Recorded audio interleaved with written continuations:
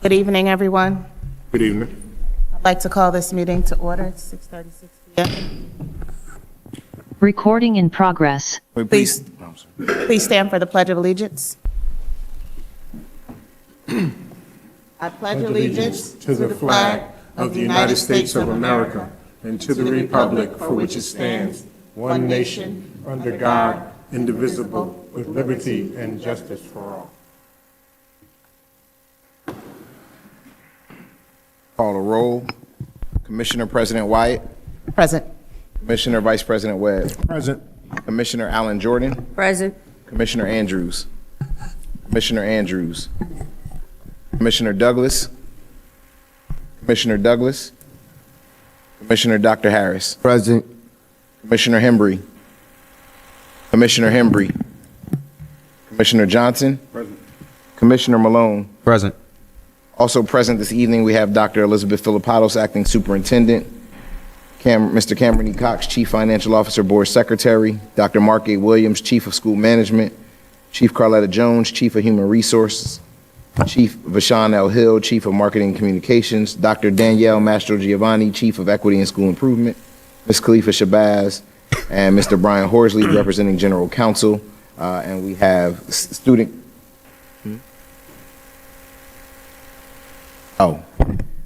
Also joining us, we have Chief Chris Payne, Chief of Information Technology, and Student Commissioner Kayla Mersola. Madam President, we do have a quorum. I'll read the welcome. Thank you. Welcome to the business meeting of the Plainfield Board of Education. Members will hope that you find this meeting interesting and informative. We thank you for taking the time out to attend. Please be advised that this and all meetings of the board are open to the media and public, consistent with the Open Public Meeting hello.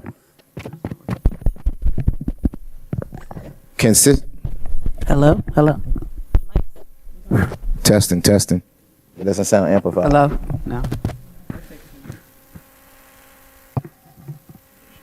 Online, but not. Okay, I think I got a big enough voice to get through the opening. Consistent with the Open Public Meetings Act and that the advance notice required therein has been provided to the Courier News and Tap into Plainfield on Thursday, April 9th, 2026, to be advertised on Friday, April 10th, 2026, and also provided to the Plainfield Public Schools District website, the Plainfield City Clerk, Police Department, and Public Library for posting. Madam President. Thank you very much. Good evening, everyone. Thank you for joining us this evening for our April business meeting. We appreciate the engagement of those of you here with us in person and those joining us virtually. April is a meaningful month as we recognize Autism Awareness Month, Month of the Military Child, and National Child Abuse Prevention Month, reminders that we must continue to celebrate, protect, and uplift every child in our care. It also happens to be the month of an international holiday. That is my birthday.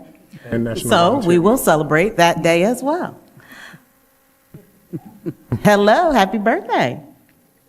Tonight, we will see student highlights that reflect the talent, resilience, and brilliance across our districts and our students and our staff. This past Saturday, we proudly hosted the Plainfield Middle School Career Carnival, which was very successful, exposing our students to future pathways and possibilities, and intentional investment into their future success and current successes.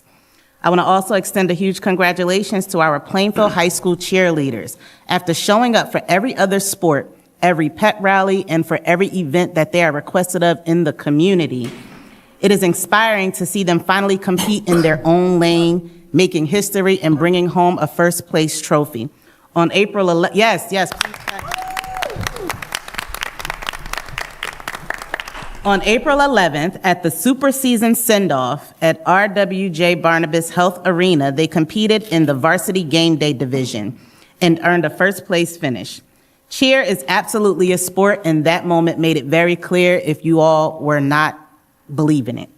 School cheer builds discipline, teamwork, leadership, and life lessons that extend far beyond high school. A special shout out is due to the coaches for recognizing the need, believing in our student athletes, and pouring into them every step of the way.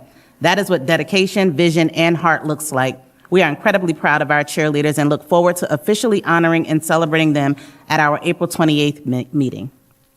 To my fellow board commissioners, Thank you for your commitment to this work and for continuing to show up with purpose, despite the noise and at times the lack of grace extended to this board. I also thank those who attended the NSBA annual conference this weekend, including the site visit focused on career, college, and military readiness. That learning directly aligns with our district priorities, and it is my expectation that it translates into action that strengthens opportunities for our students right here in the city of Plainfield. I invite those who attended now, if you would like to share reflections from our conference. Commissioner Harris, Dr. Harris, who presented at the conference. While I didn't get to go on the military and CTE visit, I did go on the site visit to the dual language school, the Mark Twain School, which was an awesome experience. There they have a K through 8 school, which in that building, the entire student body is being serviced with dual language. It was a great learning experience, a great learning connection. And I look forward to bringing those ideals and sharing those ideals with the board and the district. Would you like to also briefly share what your presentation was about? We'll see a clip in the highlight, but. I had the honor and privilege to present Practice to Policy, Scaling Student-Centered Service and Transition Planning, which revolves around our special education department and really putting our students in the forefront. It looks into how we can guide our students to be advocates for themselves, starting at a very early age. And we also hope to bring that into the entire support service realm, so all of our students can be planned for, not talked about, but the students actually driving the ship for their own future in their academics. Commissioner Allen Jordan. I am so excited about this visit. I toured the Sidney Lanier High School. In this high school, they had 10 different career paths that you can choose. Each student, what career path you went through, you leave with the certification, whether it be 2 years, 5 years, but you have a certification where you can go right into the workforce. Not all students are made to go to college, but this was the program that I would love to see back in Plainfield. We already have one component of it, which is our new food, our culinary institute. But I would like to see our cosmetology institute come back, as well as technology, our graphic arts department. When I tell you, these students ran their whole tour. They spoke to everyone. They answered all your questions. It was very enlightening, and it's a very positive look for Plainfield in the future. Thank you. We have a nursing pathway as well that they had, and the early childhood program, which I believe they called something else. Education. Yes. So they had very, very great programming for their students, particularly some that we are really looking to bring here in the near future. So we're very excited about that. What was most exciting is that their students led the conversation, and they told us exactly how they were benefiting from the programs and what they looked forward to, and how them receiving those certificates helped them in their post-secondary endeavors. And so it's always good to engage with the students when you go to these conferences. We make it our business to attend these site visits because it gives us an opportunity to go into the schools within the towns that are hosting the conferences. We were just in San Antonio, Texas, so it allowed us to go into those schools to see exactly what they're doing, to not simply just compare, but go and get ideas and engage with the students and the staff members to see what's working there for them, what we already have here working for us, and how we can enhance our programming centered around the learning environment that we provide for our students. So it's always a great opportunity, and we take advantage of it every time. So I also want to, before I yield the floor to our acting superintendent, I wanted to close by simply saying this.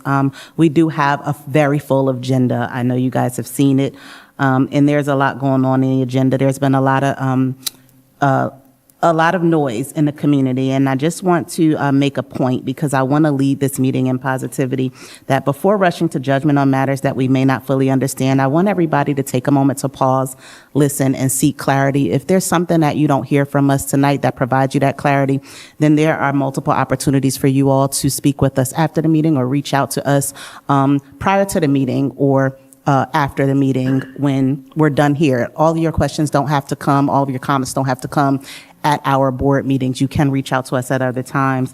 There's a lot that you all don't see that we are unable to share that happens behind the scenes and beneath the surface, but all of our decisions are made purposeful with a lot of thought behind it.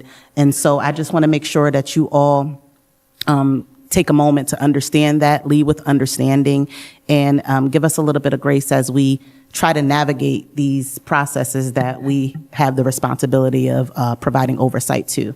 And now I will let the highlight video play, because we have some very exciting stuff to share with you all for our students and staff across the district, and then I'll yield the floor to Dr. Philippatos. Go ahead, Nick.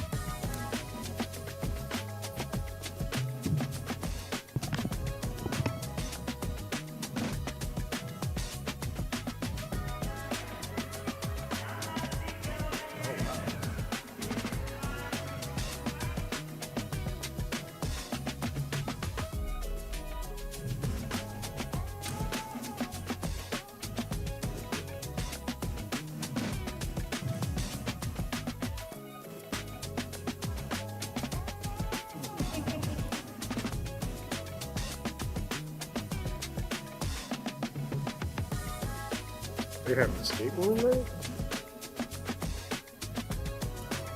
Charles, let's move that. One of the things I live by is before you can teach anyone, you have to connect with them. Today I want to talk about how we can build and sustain the kind of school and cultural policy environment where person-centered planning isn't just a best practice that's mentioned in the handbook, but we're actually living and breathing the standards for how we serve every student, especially our students with exceptional learning needs.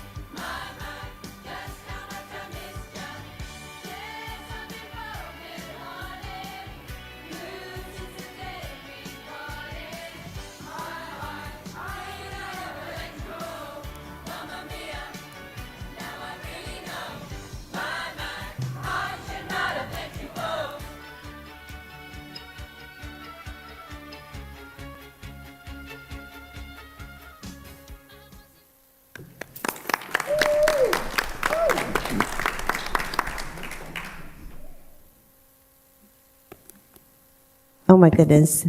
The videos are the best. Thank you so much. I think Azme and Taim worked collaboratively on that, and it was phenomenal. So thank you for that. And Dr. Harris, thank you so much for presenting at the conference about person-centered learning. It's not, I know this has been trying to be taking off for about 10 years, and it's amazing that you're going to help us get there. So we're really grateful for that. Thank you so much. So good evening, everybody. President Wyatt, Vice President Webb, board commissioners, community, all of Team PPSD. We get to start this evening with a few celebrations, the first of which we would like to call our very own Union County, New Jersey School Board's unsung hero, Mr. Stefan Roach, up to the front.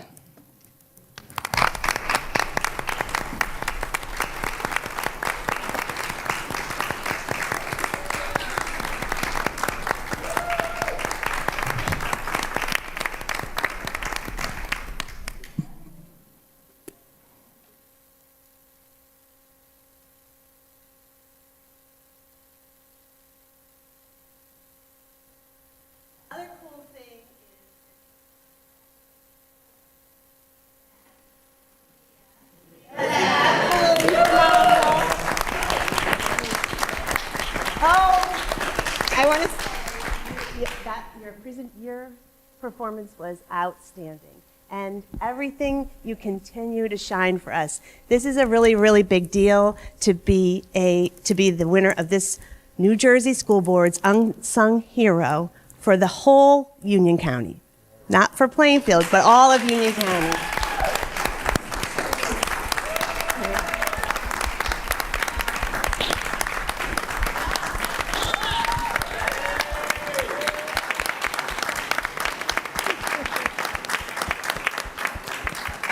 You always bring joy to every room that you come in. You make everything better, and we are so proud of you. Now the school board's going to read you We have a resolution to honor Stefan Roach.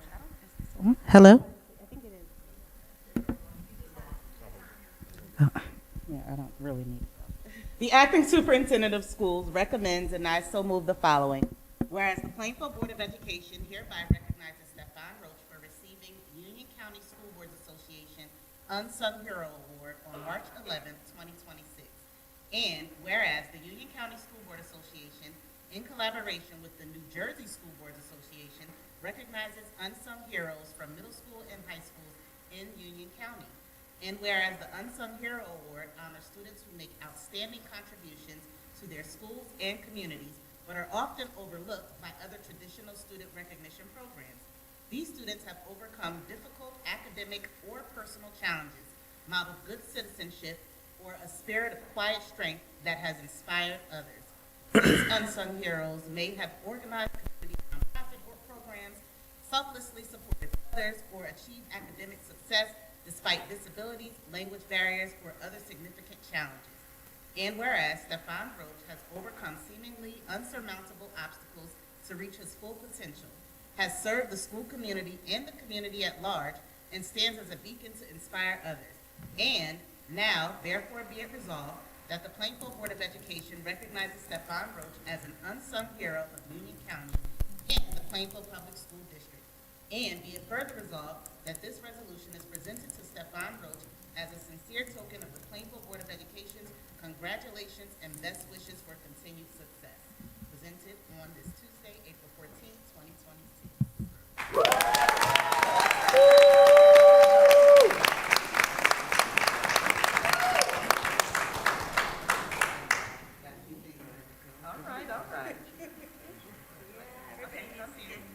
This family can come on up as well.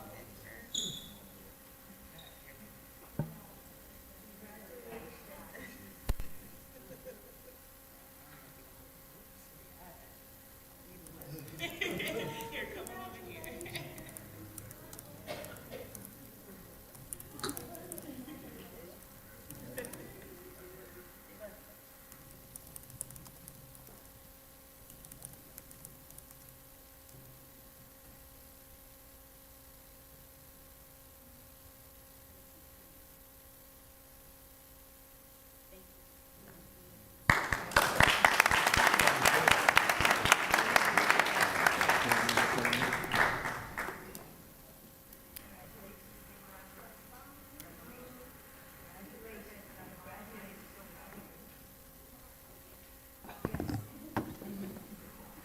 Okay. We have a few more celebrations, so I'll wait for the presentation to come up, and we'll keep going.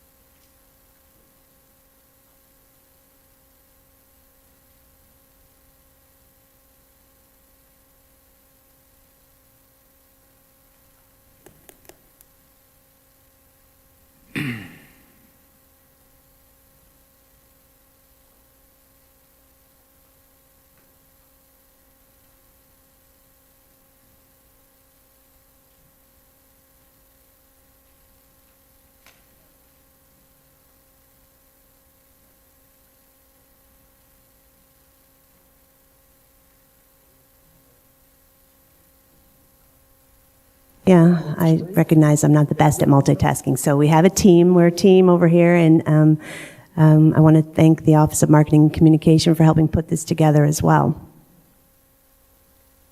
And of course, we just had the best start of a meeting ever. There he is at school. And I'm always going to think of him as Bill. Okay? Congratulations again. And as President Wyatt mentioned, we are so proud of our cheerleading team. The first time that they went, and there they went, first place. It's amazing. So, thank you. Good job. Great. And the good news about the cheerleading team is they will be with us on April 28th to be in person, to be honored when we have our budget hearing. And the best part of my weekend was Mamma Mia. It was the best show ever. Congratulations to that whole cast, the crew, the faculty that sponsored it. There was not, every single thing about the presentation was absolutely amazing. So amazing that we have requested an encore. And the team has been gracious enough to put it all together. So approximately 900 students from Paz and Plainfield High School will see this amazing show tomorrow at 12 o'clock in the afternoon, so that our students will get their kudos, and we'll get to and see this play one more time again. So we're really grateful that the team was able to put that encore together within one day. So thank you to the principals and the staff and everyone who did that. We're super excited to announce our second annual esports tournament, which will take place, if everyone could save the date, on Saturday, May 2nd. For those of you who don't know, esports tournaments are just super fun, very casual. You can come at any time and see a lot of things going on at the same time. We will have other teams from all over New Jersey come to participate in this tournament, and we use our esports room, our auditorium, and our black box theater. So we're really excited about that. We want everyone to come out. There'll also be food trucks and stuff outside, and there'll also be a basketball tournament around the corner. So that's really fun. So no matter what you do, you can have fun at Plainfield High School on May 2nd. Yes. Yeah. I just wanted to give everyone an update on the Phones Down, Minds Up campaign. This was mentioned at the last board meeting, and it is a reference to the new bell-to-bell cell phone ban that will take place on September 1st. And we have a phenomenal committee that's run by Denise Shipman, and it's across all, every part of all the staff. We have IT on the committee, principals, teachers, social workers, support staff. We have everybody putting their minds together to really, make sure that the policy, which you can see the update to our policy on first read tonight, I think it's 5041.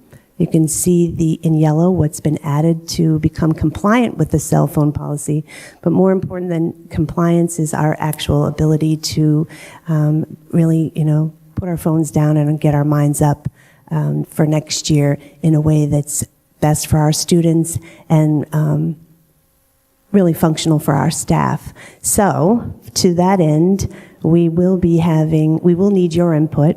So, on April 30th, we are requesting everybody, staff, community, parents, everybody to join us for join the committee. They will be the panel, and they will be sharing what they've done so far, and they will want your input.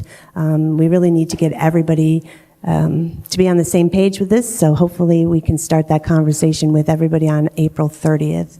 That will be a virtual town hall meeting.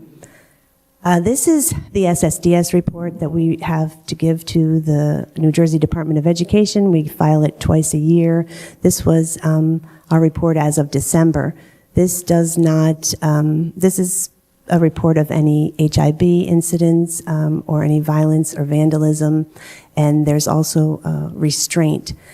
So I will give you a full comparison, a year-to-year comparison in July when we completed this year's reporting, but we are required to give this twice a year. So this is also an attachment in the board agenda. If anyone wants to look at this, it represents incidents up until December 31st of last year. So, as President White was saying, we always want to be able to answer everyone's questions, and we left open our survey or our question forms from our budget town halls, and people have been putting questions in. One question, and I did write this down, where have the students gone? And this is a legend of the students at the time that we pulled this in March, their exit, what school they've exited from, and what their reason they gave at the time of their exit. So you can see the majority of the students exiting our school system have been under T8, which is transfer out of state or country. We have had some also moving out of the city. So that is reflected in this table, and it shows you the schools that had the greatest impact with some of these exits. We also have had a lot of questions about, throughout this right-sizing activity, does this mean you're increasing class sizes?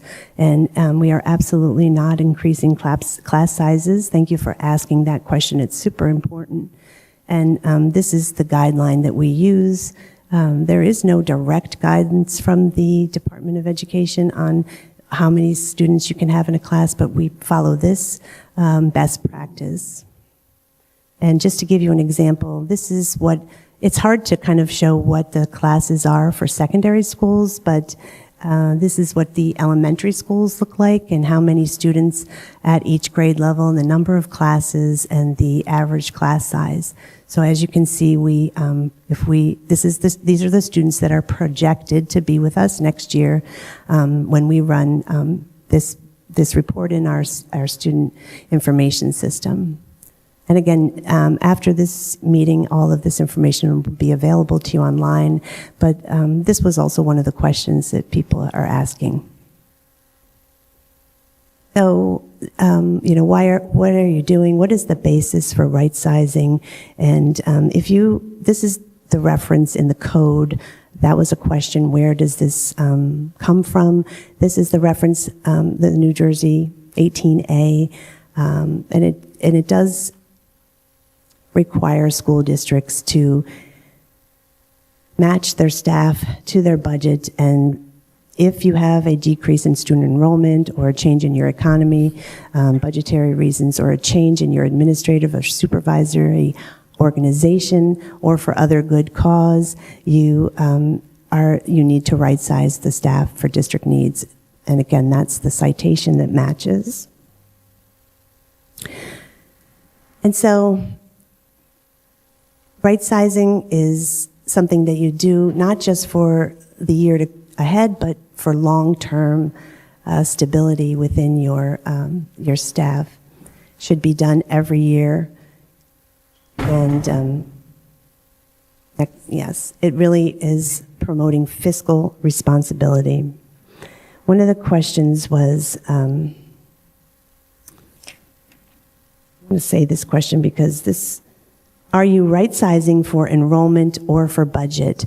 And technically, it ends up being both. I don't want people to think that this isn't related to budget, because your staff, what you spend on your staff in your budget has to match what you have in your enrollment. So this requires redirecting resources, aligning staff to where the children are, and it can change when you're predicting, and then, in the next year as well. You can tell this is, I wrote to the staff. I think about this all the time. It's the hardest thing you can do as a district. We spend all our time recruiting the best people and celebrating those same people, and working on our climate and culture, and really loving our staff and loving each other and being a team and being a family. So there's nothing easy about this process. And I just want to make sure everyone understands that this isn't about positions. It's about individuals, and we get that every day. That's why, to go through this process, we really are grateful for all the collaboration that we had with our unions. We had to commit to, a clear set of objective and unbiased review of each of the position types, so that we could make sure that nobody was arbitrarily affected by this. Because again, if you had a conversation with your administrator about right sizing and you are affected, it has nothing to do with you. Not a reflection on the staff member. So that's why it was really important that we adhered to those rules. And of course, I just want to reiterate again, before right sizing, we eliminated vacancies. And before right sizing, we reassigned people with different certifications to open positions. And only after all of these things were done did we have to consider right sizing. To that end, we are still in that space where, as someone resigns or retires, we are able to pull someone back who might have been affected by right sizing. Last week, when we were organizing all these things, 5 people resigned/retired that we didn't see coming. And probably, to really help with this situation. So, I think I'm kind of repeating myself here. Just want to make sure everyone understands this is not about individuals. And then the final thing that I needed to talk about with this is a lot of people can confuse with the position. There is no interruption in the continuity of services when right sizing occurs. Any impacted position that is still needed will be staffed in accordance with the seniority requirements. And all critical functions and services will continue without disruption, with position filled with staff holding equivalent roles or skill sets. And this is really important for special education. We said throughout our budget process that we were not, special education staffing was not affected, and it's not, there will be no change to any services for students with disabilities. Unfortunately, a staff member might change, but that there's no change to the service. And again, that's very, very difficult. This QR code represents the open form for you to, you can always click on that or scan the form if you want to ask a question, and we will get back to you, if not the next day, the day after. We want to make sure that we keep an open communication with everyone involved in this process. every email that I have been written about this, I have tried to respond to immediately, and just want to keep this line of open. That really concludes my. Thank you, Dr. Filipatos. At this time, I will entertain a motion for public comment. Motion to open public comment? Second. It's been properly moved by Commissioner Vice President Webb and seconded by Commissioner Allen Jordan that the board now go into public comment at this time. You heard the motion. Are you ready for the question? There being none, all in favor? Aye. All opposed have the same right. Motion carried. I'll read the disclosure.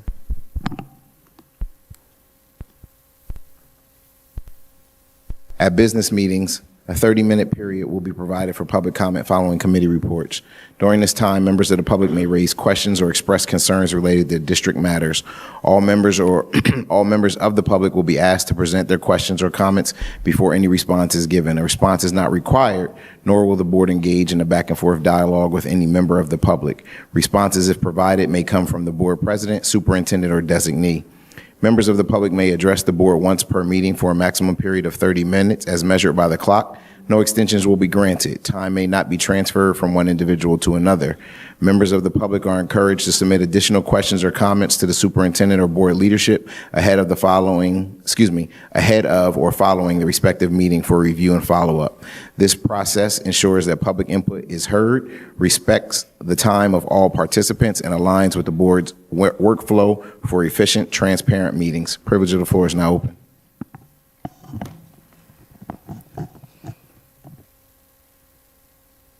Hello. Good evening. Good evening. Good evening, Dr. Filipatos and board commissioners. I'm Demetria Demoulias, and I'm a math teacher at PAS, a proud math teacher at PAS. And today I stand here with a heavy heart, but also with deep gratitude to speak about two extraordinary individuals who have shaped our school in ways that go far beyond academics. Our language arts teacher, Miss Crystal Trombetti, is not just an educator. She's a storyteller, a motivator, and a champion for every student who walks into her classroom. She has a rare gift, the ability to make every child feel seen, heard, and capable. Through her passion for literature and writing, she hasn't just taught lessons. She's inspired confidence, creativity, and love of learning that will stay with her students for a lifetime. And our principal, Mr. Gregory Sneed, an outstanding leader in every sense of the word. He has been the heart of our school. He has created more than a place of learning. He has built a community, and a family. He knows our names, our stories, our struggles, and our successes. He leads with compassion, strength, and unwavering dedication. Because of him, this school is not just a building. It's a place where people belong. Together, they have created something truly special, a culture of respect, warmth, and unity, a place where students feel safe, teachers feel supported, and families feel connected. And that is why we cannot stay silent. To the Board of Education, those are not just positions on a budget sheet. These are people who are essential to the success and spirit of our school. Cutting them means taking away the very foundation that makes our school thrive.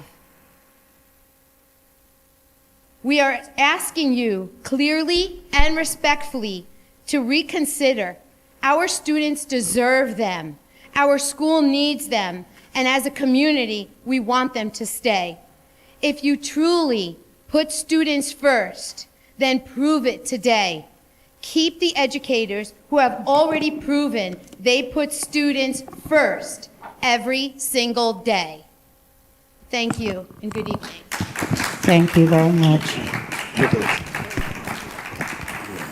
Next to the floor.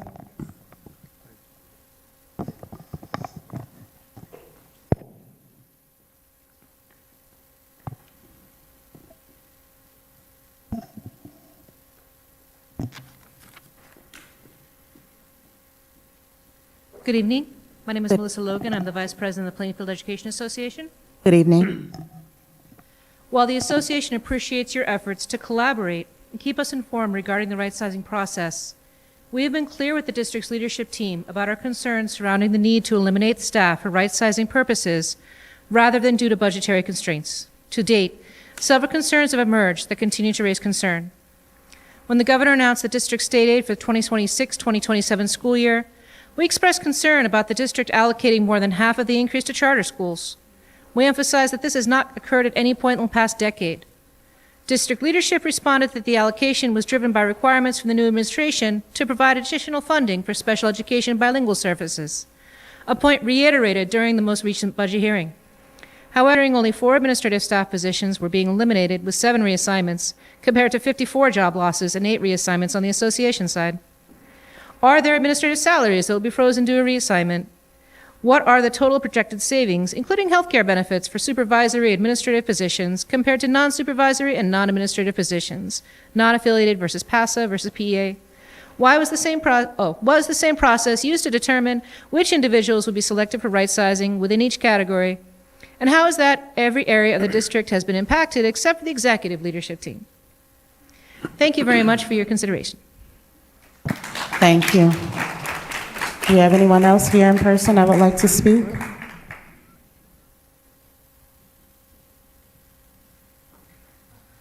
Hello, everybody. My name is Eric Orlando. I am the assistant principal of Plainfield Academy for the Arts and Advanced Studies. I am coming here today not to do anything regarding arguing. I just wanted to take 2 minutes, to honor 2 people who Mr. Moles has already stated. It would be Ms. Crystal Trombetti and Mr. Gregory Sneed. I'm going to start with Ms. Crystal Trombetti. I have known her since her first start date as of this school year. And in her tenure here at Plainfield, she has been responsible for incredible things, including PLCs with Dr. Tantanillo. Our socials that PAWS has created came from Ms. Crystal Trombetti, and the relationships that she has created with our students have been done so quickly, so eloquently, and so effectively in such a short amount of time. I felt incumbent to stand in front of you and let you know just these wonderful, wonderful things that Ms. Trombetti has done for our students. Ms. Trombetti is responsible for educationally awesome games where I myself have been in these classrooms, and I say to myself, my goodness, that's fantastic, very effective.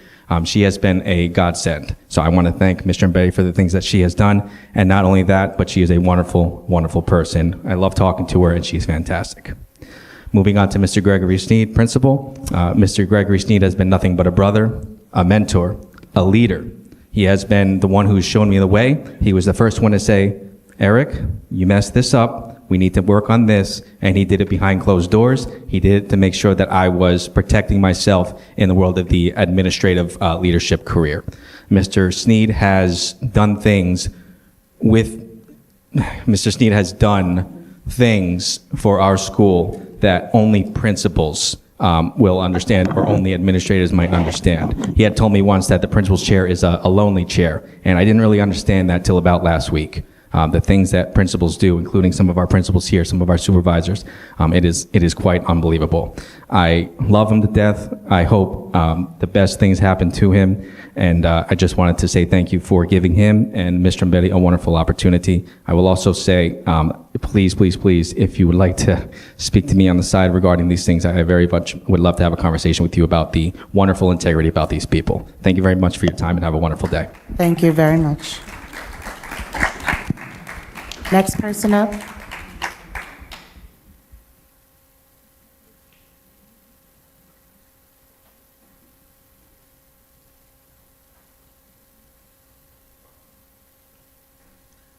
Good evening, Board of Education. My name is evening. Gregory Thomas. I know most of everybody in the room. Came here, first of all, before anything, I'd like to thank God for letting me see 28 years with the Plainfield Public School District. Thank God for letting me see 40 years teaching. Now I'd like to speak about what I came up here for. First of all, I'd like to thank God for my principal, Mr. Gregory Sneed.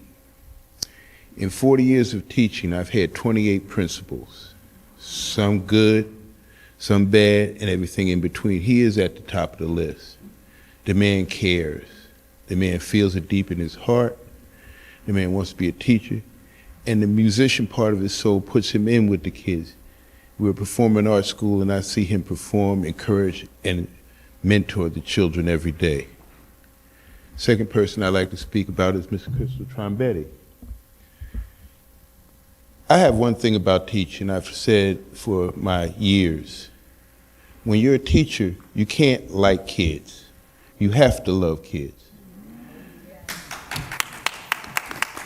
One more time, you can't just like kids. You have to love kids. You have to feel them. You have to understand them. You have to speak to them.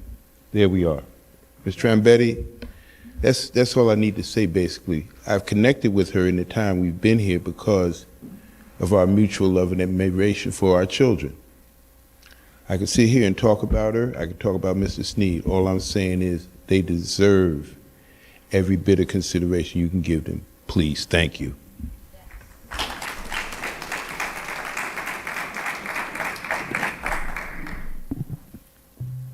Next person to the floor.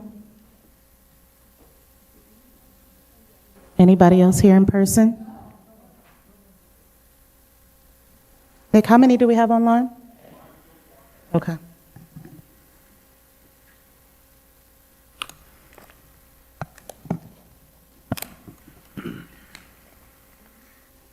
Whew, this is hard for me. Good evening, everyone. My name is Tamara Oates-Reed. I am one of the people that's on the list. I didn't put my name down for yesterday's date because I was in limbo of all of this. I am a kindergarten TA with Ms. Garcia that's here with us too. I worked in Plainfield preschool for 20 years. I came to Evergreen last year, but I've been with this all my life. It's all I've done since Plainfield High School in the child care department. When I came here, I thought I would bring my expertise from preschool to kindergarten, which I did, which I'm still doing. I'm still after the letter, I'm still putting up the bulletin board, I'm still doing this, doing my job until my last day, which I hope it won't be. I pray that it's not. We are the backbones of the teachers. We stand in the gap when they're not there to make sure the day goes smoothly and it doesn't change from a different sub. When the sub is there, I'm the one that's in the front. She's the one like, what do I do? So when you say, I don't know, everything's going to change, it's not going to change, I hope it don't, because right now our children are suffering. They need stability, which I'm a person, I don't even be out unless it's an emergency. And I'm hurting, I'm sick, but I'm still showing up. So for me to get this letter, it hurt my heart to my soul. My husband, 2 years dealing with cancer. We just got finished. He has to have a colostomy bag for life. But guess where I was every day? At work. At work, because my job is important. He said, go to work, I got this. I would have my father-in-law there until he just passed while his son was going through this situation. So it's been a rough time, but guess what? I still showed up. So if you want to get somebody to replace me, you better make sure it's a good person to replace me, because I'm good at what I do. And it hurts my heart to know that I was on the list. Anybody, because it's anybody. I hear, what the principal came in, stepped up and said to the staff. Ma'am, 1 second. Excuse me, that's your second. Ma'am, your time One is of the up. coaches at our school is here. Excuse me. Yes, ma'am. I'm sorry, the time is up? Yes, Yes, ma'am. your Okay, time thank you is for up. your time. Thank you. Do we have anyone else here in person that would like to speak this evening before we go to our virtual participants? Okay, Nick, you can queue up the first participant. Amanda Hall, you have the floor.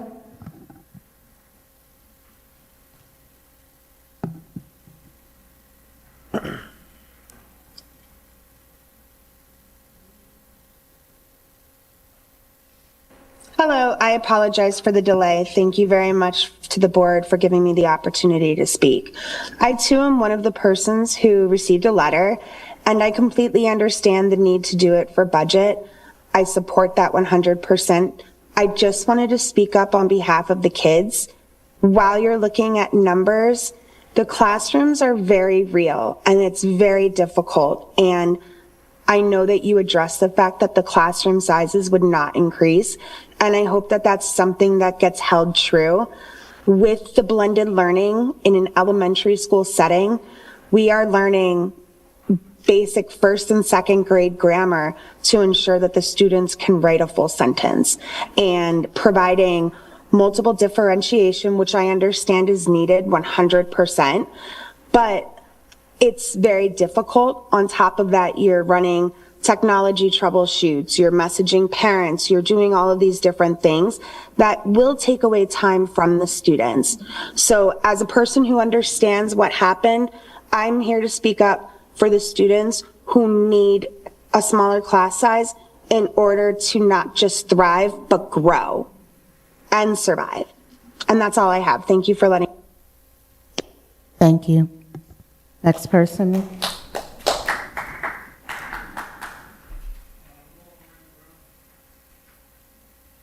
Ms. Miranda Brown, you have the floor.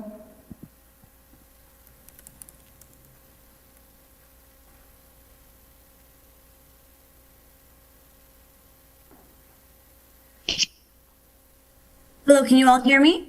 Yes, we can hear you. Great. Good evening. My name is Laura Miranda Brown, and I'm a Plainfield parent and stakeholder in the district. I'm here tonight to speak about the human cost of decisions being made in this room and to ask this board whether these decisions are being made for our children or for something else entirely. Tonight on agenda item K8, this board votes to implement a reduction in force effective June 30th. Behind that resolution are real people, teachers, paraprofessionals, support staff who've given years of service to this community's children. They have mortgages. They have families. They will lose their livelihoods. This community must ask, is this RIF truly necessary, or is it a political choice dressed up as a fiscal one? With November city council elections approaching, one has to wonder whether the decision to avoid a tax increase and push the pain onto employees instead is about what's best for our kids or about what is best for certain political futures. The community deserves an honest answer to that question. Our children's educators deserve better than to be sacrificed at the altar of an election calendar.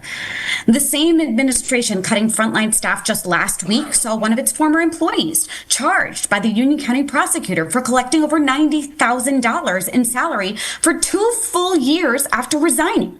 Tonight, agenda item K2 approves 2 new acting supervisors for compensation administration. The board's own resolution language admits the need for, quote, appropriate oversight, internal controls, and operational stability. Words that confirm those things were absent while $90,000 walked out the door. And yet tonight's agenda names no one in payroll or HR as responsible. No disciplinary action, no disclosed audit findings, no consequences for an administrative failure. Instead, agenda item D3, this board is approving the acting super and 3 chiefs and executive directors for a conference at Caesars Atlantic City. Tonight, the same night staff are being laid off. This is not a coincidence of scheduling. This is a statement of priorities. And while all of this unfolds, Superintendent Hassan has been on paid administrative leave for nearly 3 months with no public explanation from the board of when he is going to come back. Members of this community want him back. The public has a right to know what is happening and why. This board was elected to put children first. Tonight, I am asking you to prove it. Thank you. Next person.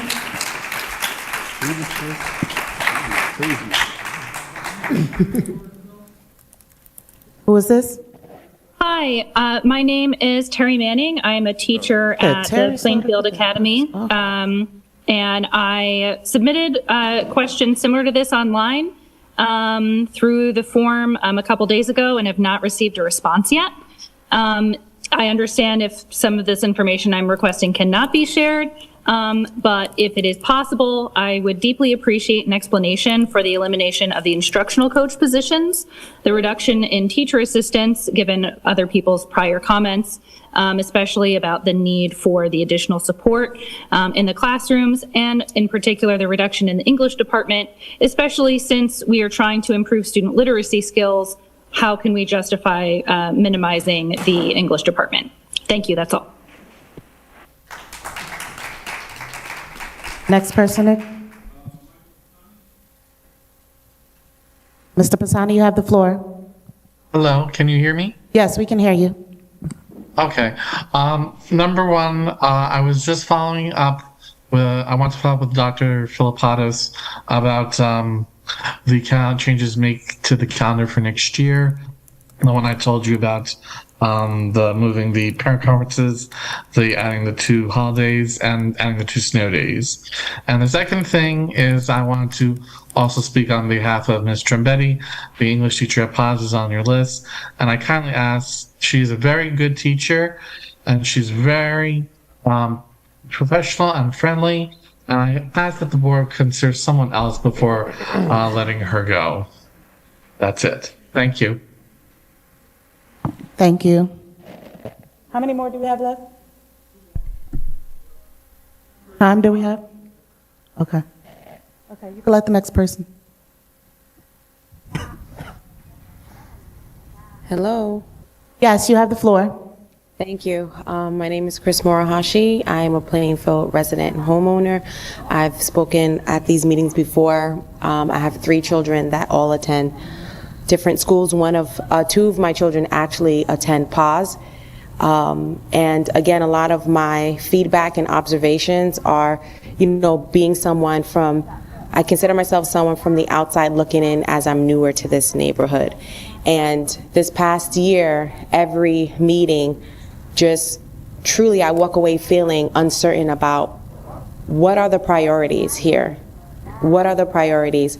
Professionally speaking, I manage funds. I run many operations across many states, and I know about allocating funds and how you allocate and what you prioritize should be aligned. So simply speaking, the funds and how they are allocated just directly speak to what all aligned priorities are. I don't know who all takes part in deciding how the funds are allocated, how the budgets. I don't have that information. This is not my area of expertise. I'm not, in this department, and I'm not in this field. But I do know you follow the money, you follow the priorities. I personally, am shocked by the cut and the removal of Mr. Sneed. I don't have any interactions with the other teacher mentioned, but I've been in the school. I go to every single event. I'm in attendance. I want to know who my children are spending time with, who's impacting my children, and I will personally just make a comment because decisions are made. I don't really know how our comments impact what happens after this, but if I have to use my time to speak on behalf of Mr. Sneed, his impact on our getting acclimated to this district and the way that my children have been received and the support that we get along with Mr. Orlando. I know that he's spoken, he's here, but everyone in the school, quite frankly. And I'll just use an example as when we first moved here, my son moving here, he plays the instrument of the flute, and we wanted to make sure his skills were kept up before he started for the school year in September. Mr. Sneed personally hand-delivered an instrument to my door to make sure that my son had the tools and the instruments that he needed to be successful in starting the school year. no prior, engagement with anyone in the school, but he represents the school to his fullest capacity. He works with such pride and dignity and integrity. I do not have anything prepared like I would like to speak on Mr. Sneed, but I'm just going to speak on my personal experience as a parent. If there's anything we can do to reallocate funds, cut other things, any new purchases that we anticipate coming up that we could afford to keep these staff members in place, to keep our priorities aligned, I think we need to consider again, have an outside audit, have someone else work the budget and really hone in on making sure we have the right student to teacher ratio and the right leadership in place in the buildings and above. Thank you. Thank you. Who's the last person? Is the last person? Ms. Alasante? Hi, thank you. Johanna Bisate. I have spoken about this before. I believe that it's still the intention to remove Ms. Howard from Booker. Booker Elementary has over 800 students. It is a busy school. It needs to have at least three administrators, the principal and the two assistant principals. Ms. Howard, again, is an amazing administrator. She knows the students. She's at all the events. And when Dr. Filipatos spoke about, how special education wouldn't be affected, it will absolutely be affected if there's not enough coverage for the assistant principals in a school like Booker, who has so many inclusion classrooms, so many self-contained classrooms. They will be affected. So again, I would reiterate that I request for the school year that's coming up that Booker will continue to have the administrators that are currently in place. Thank you. Thank you. I'll now entertain a motion to close public comment. Motion to close public comment. Second. And properly moved by Commissioner Vice President Webb and seconded by Commissioner Allen Jordan that the board now close public comment at this time. You heard the motion. Are you ready for the question? There being none, all in favor? All opposed have the same right? Motion carried. All right, I'll now entertain a motion to go into executive session. Motion to go into executive session. Second. And properly moved by Commissioner Vice President Webb and seconded by Commissioner Allen Jordan that the board now adjourn into executive session at this time. You heard the motion. Are you ready for the question? There being none, all in favor? Aye. All opposed have the same right? Motion carried. 2 hours minimum?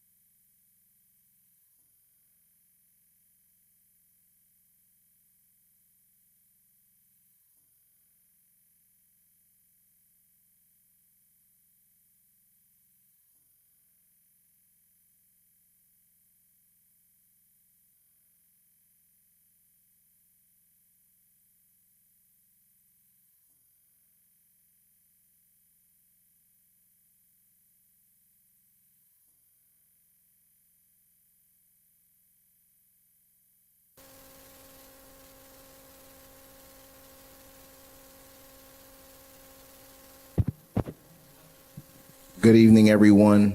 With the anticipation of the 2-hour time period getting ready to end, the board has requested approximately an additional half an hour.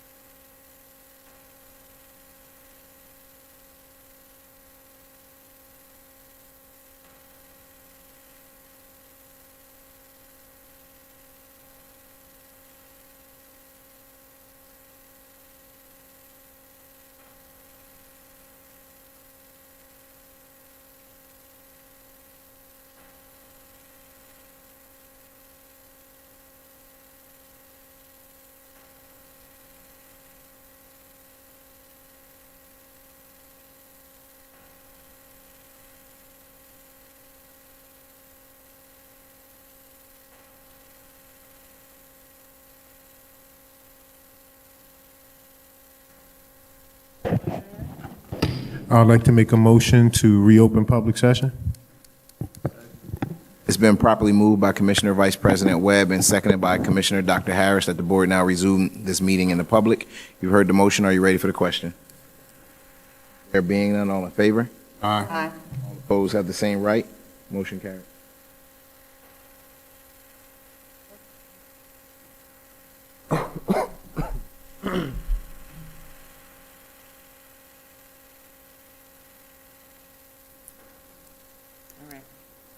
So before we get started, we want to, first of all, Kayla, please excuse our oversight. We actually should have allowed you to speak before we went to executive session, like we did last meeting. So we want to give you this opportunity to speak on any agenda item that you would like to speak on, and also provide any report that you need to provide at this time regarding your.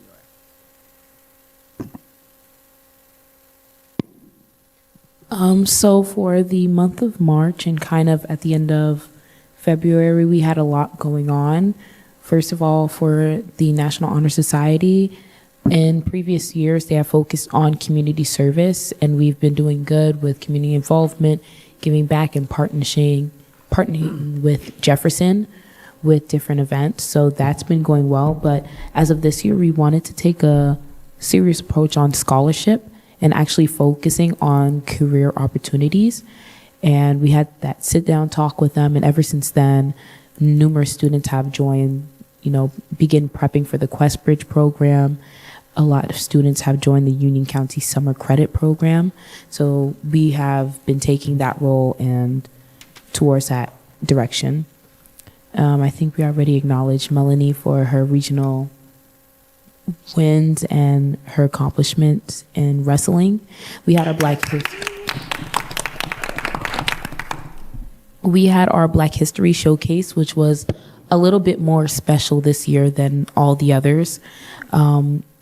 Most of it was already planned, and it was led by Mr. Sherrod, who did a wonderful job. That was his first time doing a showcase, and he did amazing. But it also attributed to Mr. Miller, who sadly passed away the day before, and everyone just pulled through and channeled all that emotion into their performances, and you can really tell. And as a student from PAWS for 6 years, I can say that's probably one of the best showcases we have ever had.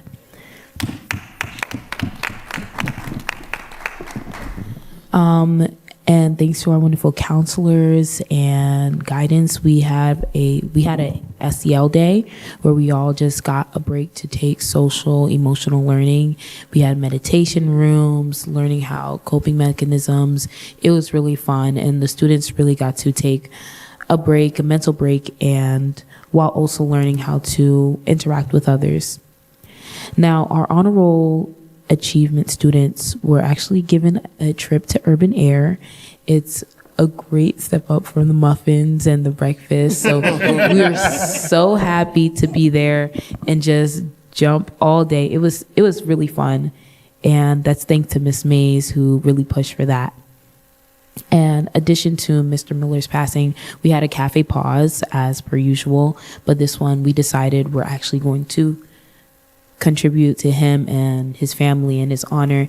And that was the last cafe pause for this year, but it was by far the best. We had 9 acts. We had a full-blown band. Mr. D'Amico was on the drums. Everyone was there. I performed. My classmates, Amari performed. It was just a wonderful performance, and everyone contributed. Everyone had a wonderful time. Now, as March was the Woman Appreciation Month, we had Woman of the Week acknowledgement, and each week we acknowledged a woman, a teacher, and a student. And I'm going to read out the students. We had Grida Jimenez, Abigail Simon, Valeria Carvajal, and Chelsea Oldfield as the Achieving Women. We also had numerous trips like the Rutgers Vision and Pathways and the Rutgers Junior Women's Trip, and also the men's trip to nurture young mentoring, and especially in Black men. We also had our Read Across America in partnership with Jefferson. It was so fun working with their National Honor Society students. So many people contributed, so much to the fact that they actually said we might need a little less volunteers because, you know, we had to double up, but it was so amazing to teach to students who, as a senior, maybe 6 years ago plus, have been in our position. We also got to interact with the Chinese Keen students who came over and taught us the origamis, their culture. It was a really fun interaction, and they got to see part of us, our studios in action, the singing, the drawing. Like we really bonded over that. Now, I just have to congratulate all my fellow cast members of the Mamma Mia show as we just finished it up as we thought. But we are happy to do our final performance tomorrow for Plainfield High and Pause, and it's just a great opportunity. And this is the only performance where you're going to be able to see two of the cast in the same musical time span. So it's going to be really fun. Now, the AP Lit class took a trip to see Doll's House at NPAC and JPAC, and it was amazing. If you don't know Doll's House is a piece of literature written by Ibsen talking about feministic ideologies that wasn't popular at the time, and it had a West Indies inspired twist. It was talking about colorism, classism, and misogyny, and it was just very informative for the students of the class. Now, we also, I don't think they mentioned this, but we also want to recognize a few of the Pause students and groups who went to Teen Arts and was actually nominated to represent Union County on a state level on the Teen Arts for States. Is Isabella Acosta for monologue, myself for vocal performance, Gabriel De Jesus, and the Pause Wind Ensemble.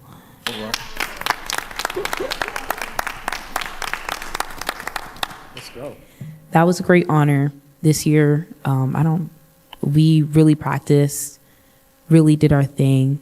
And I'm super proud of us for getting nominated, especially for all those nominations, because that has never happened before. So it's a really impactful year. Concluding this today, we had an FDU trip for juniors, getting to see colleges, which is an early start to the enrollment path. And we also want to recognize Stefan Roach, aka Royal Roach, as an unsung hero award. He really, as a person in his own studio, I see Stefan, he sings, he's amazing, and if no one knows, he has perfect pitch. So he is in fact able to give you any note he can. So he's really amazing classmate and really amazing individual. And finally, the ZNL Stock Market Challenge for 2025, Gridalisa Menace won, where she was able to raise the most amount of money in stock. So that's it for my report. Thank you for that report. That was a lot of great information.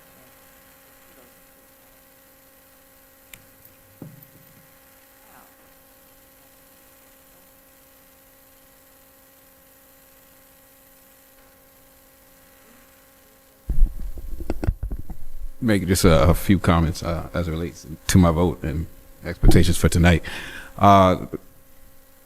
Very clearly here in the public, and again, as I pointed out before, my own personal opinion with it, I do think that it's important that as a board we consider raising the taxes modestly at 2% and looking for other possible areas of reduction before we impact those things that take place inside of schools. Again, I spoke to it before. I just make sure I make it on public comment. I think administrators, assistant principals are integral to the work with the reduction in instructional coaches. I know that some of those responsibilities will ultimately fall onto the hands of those administrators that are in that position. Not to mention where that's possible, we want to see we can preserve the TA structure. Again, something that we often say here, I've heard it repeated often, but I think it's clear to point out. Reduction in forces means right sizing, and again, we've heard necessarily that it's based on needs and class size. And what I would say, as I repeated before, is that the needs inside the classrooms don't necessarily represent that we should be at those bare minimum numbers of 21 and 24, what the Abbott School suggests. Just saying that again out loud, just to make it clear, that being the case, I will be voting against the tentative submission of the budget on 08. I'm saying it out loud, and the reduction in workforce. Thank you.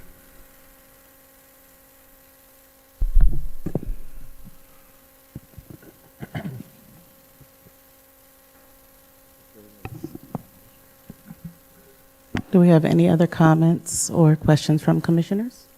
I would like to make a motion to move the agenda to a consent agenda. Do we have a second? And properly moved by Commissioner Vice President Webb and seconded by Commissioner Hembry that the board moves this evening's agenda as a consent agenda. You heard the motion. Are you ready for the question? There being none, all in favor? Aye. All opposed have the same right. Motion carried. I'd like to make a motion to approve the consent agenda.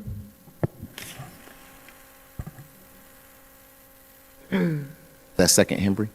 It's been properly moved by Commissioner Vice President Webb and seconded by Commissioner Hembry to approve this evening's consent agenda. You heard the motion. Are you ready for the question? I'll call the roll. Commissioner Vice President Webb? Yes. Commissioner Hembry? Commissioner Malone?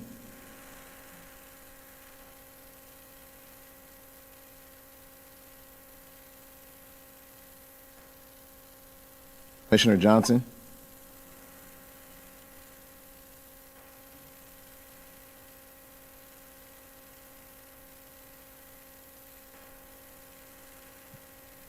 So I'll make sure. Everything yes. K8U, you said? K8U was an abstention.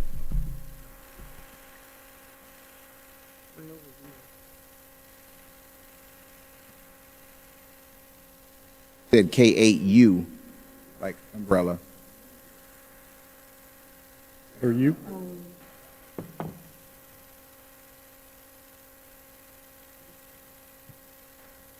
Okay.